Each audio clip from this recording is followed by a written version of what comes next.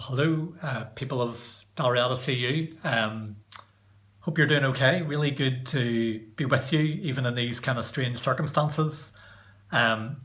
You've asked me to talk about a character in the Old Testament called Job, and to maybe think about what we can learn as we go through a time of great change in our world, what we can learn from Job as someone who experienced a lot of change. So I'm really glad to talk about this topic. Job is one of the oldest stories in the Bible. The story itself may be as much as 4,000 years old.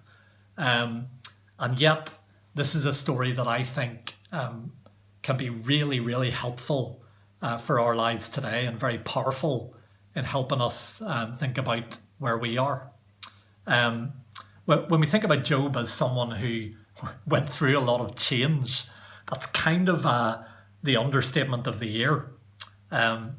Job was someone who lost everything.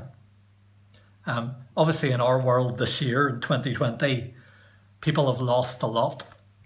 And maybe as we look around, we're aware of people who have lost their health, people who have lost loved ones, people who've lost jobs and finances, people who've lost their peace of mind and are struggling with mental health and anxiety.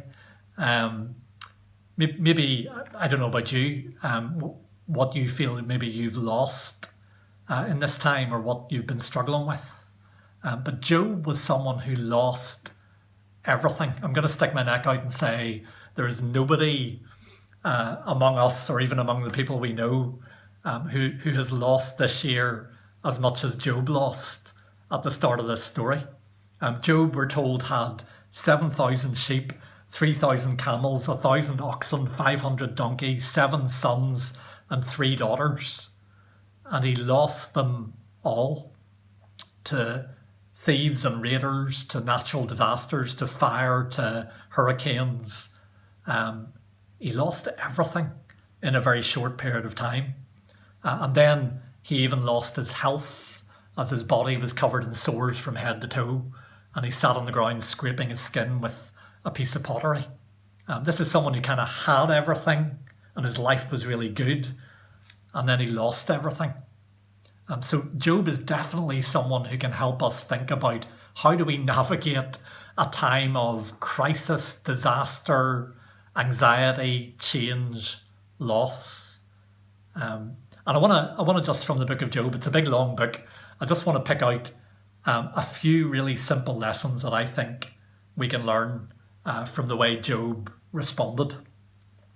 So the first one is this, is that Job is incredibly honest about what he's going through. Job is not someone who kind of puts on a brave face and pretends everything is okay. Job he's really honest with God, and he's really honest with his friends. And I could give you loads of examples of this, but Job is kind of so honest. I like to kind of try and imagine if someone spoke to God like this in our CU or our church or our prayer meeting, people would fall off their seats and be waiting for the lightning bolt to fall. Job says things like this. He says, I cry out, I've been wronged, but I get no response. I call for help, but there's no justice. That's in chapter 19. Then later on in the book he says, I cry out to you, God, but you don't answer. I stand up, but you merely look around. When I hoped for good, evil came. When I looked for light, then came darkness. The churning inside me never stops. Isn't that incredibly honest? That's Job talking to God. And he's not pretending this is okay. He's saying, I'm really hurting, I'm really struggling, and I don't understand what's going on, and I don't understand what you're doing. He's incredibly honest with God, and he's incredibly honest with his friends who are with him. And maybe that's the first thing I want to encourage you. If you're going through a hard time, if you're feeling anxious, if you're feeling overwhelmed, if you're hurting, when we bottle all that up and kind of put on a smile and a brave face and pretend we're doing okay, it will do us all kinds of damage.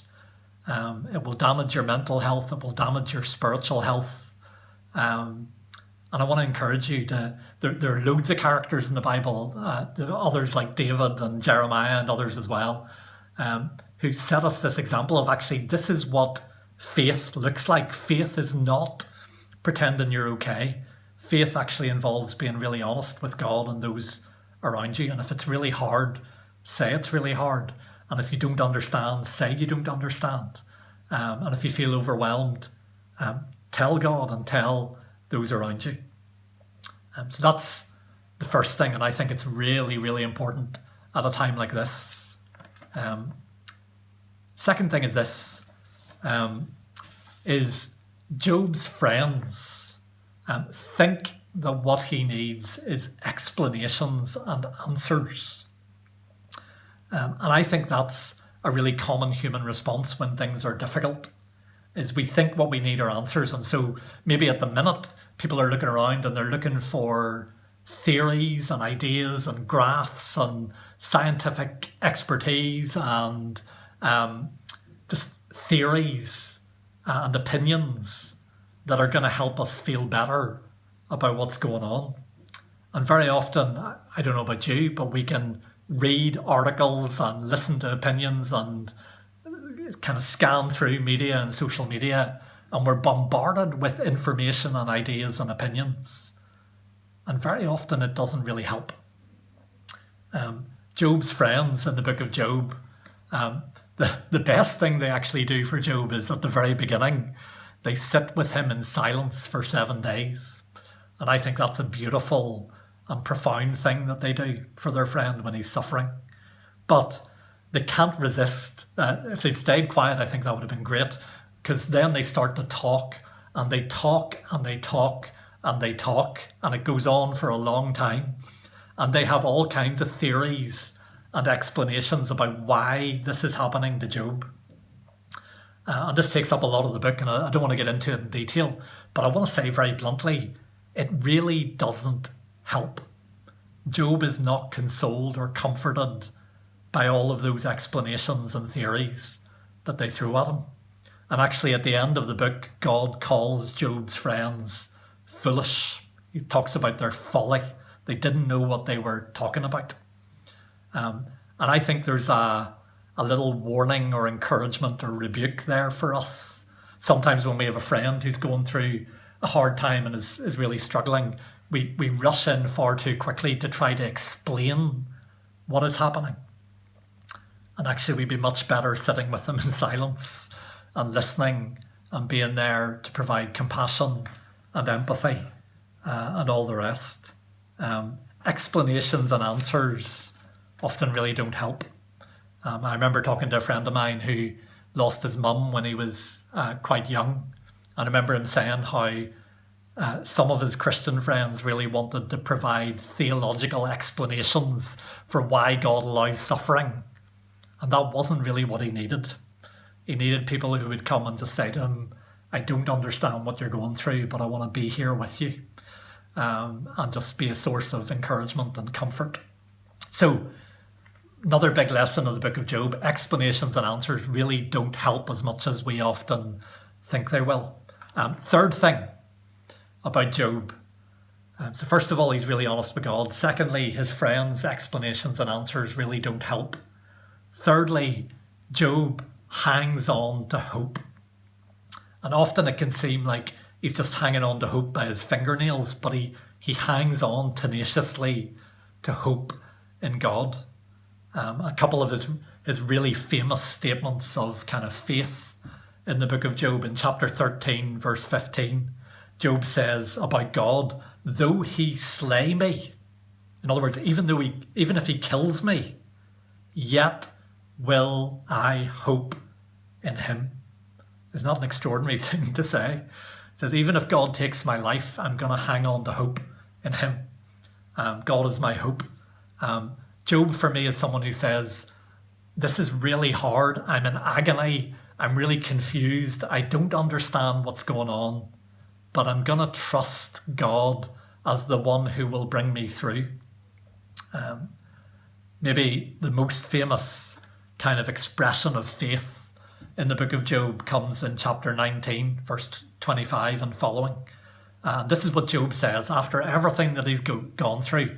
And after he's kind of been saying, there's so much that I don't know and I don't understand. He tells us about something that he does know. And this is what he says. He says, I know that my Redeemer lives, and that in the end he will stand on the earth. And after my skin has been destroyed, in other words, even when this body wears out and is gone, he says, yet in my flesh I will see God. I myself will see him with my own eyes. I and not another. How my heart yearns within me. It's an extraordinary expression of hope in resurrection and the God who raises the dead. And so Job hangs on to hope. That's the third thing. And then the fourth and final thing is this. Very often we think what we need is explanations and answers.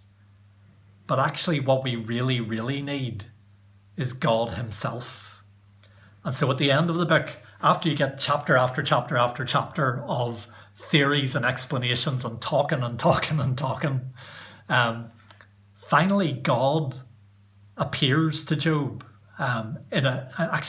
He appears to Job in a storm, in a hurricane.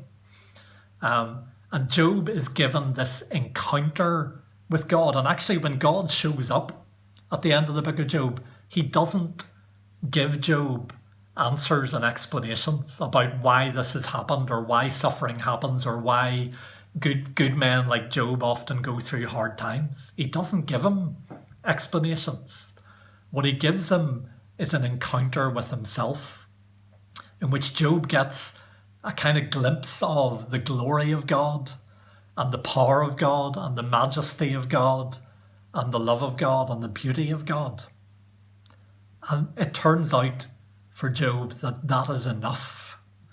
At the end, Job feels kind of rebuked, and he says to God, I didn't know what I was talking about. I was talking about things too wonderful for me. But he also says this, he says, my ears had heard of you, but now my eyes have seen you.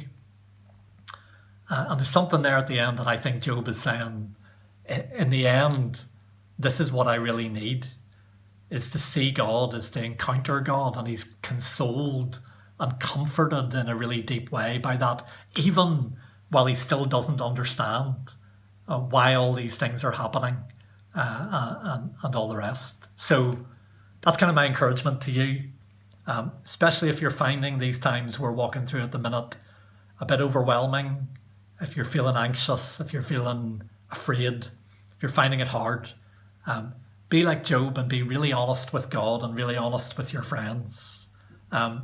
Maybe think about the fact that opinions and ideas and explanations and answers are maybe not what we need, even though we often scramble around looking for them. Hang on to hope in God, even when you don't understand. Just confess your faith in him and your trust in him, even when you don't understand what's going on. And finally, just remember this, that maybe what you really need at this time is God himself. And that's going to be my prayer for you today and in the days ahead, is that God will draw near to you and you'll know that he's with you. And that even as you don't understand a lot of things that are going on, you'll know that he's with you and be consoled and comforted by his presence and by that personal encounter with him. And that you'll be able to say, like Job, my ears had heard of you, but now my eyes have seen you. And that's enough. So I hope that does you good. I hope that encourages you. Maybe you can pass it on to someone else who needs to hear it at the minute. But God bless you, and hopefully I'll see you again in person before too long.